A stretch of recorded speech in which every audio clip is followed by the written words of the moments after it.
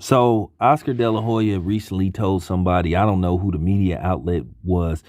He says basically he's willing to offer Tank a 50-50 split for a fight with Ryan Garcia in November. He's saying that they could find a way to do a joint pay-per-view with DAZN and Showtime.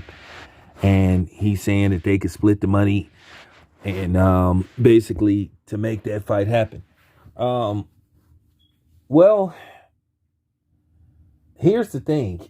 Oscar is saying all roads point to Ryan Garcia, but I don't know how true that is because Tank got quite a few options and millions of dollars waiting for him. He's been proven to be a ticket seller in a hot commodity.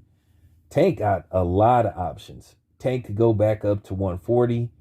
He could set up a fight with Regis Prograis, some of them dudes up there. I think that'd be a hell of a fight, Tank versus Regis Prograis.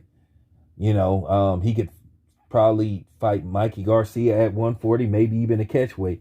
He could try, he might, depending on who the opponent is, he might could even try something at 147. So Tank got a lot of options. It's a lot of fights out there, and big time money for Tank. He doesn't need Ryan Garcia. Ryan Garcia needs Tank more than Tank needs him. So I don't know why Oscar would sit up there and say that all roads lead to Ryan Garcia when Ryan Garcia doesn't really have a bargaining chip except his 2 million followers on social media. But what does he have besides that? I'm just, keeping it 100. And I know Oscar is doing the promoter talk, but in the grand scheme of things, he doesn't need Ryan Garcia. For real. Some people would make an argument, well, Ryan Garcia hasn't done nothing to earn a fight with Tank. And Tank could go right back into a rematch with Isaac Cruz. Which, by the way, based off the controversy surrounding the first fight, that'll do big numbers. So, he doesn't need Ryan Garcia. So, I don't know. I know you have to sell this stuff to the fans, but,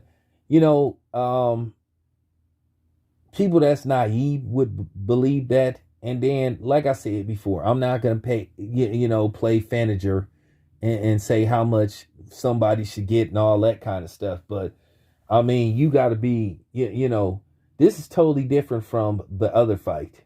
The big fight where you talked about purse splits and all that kind of stuff. Ryan Garcia doesn't have what you would call a belt, really.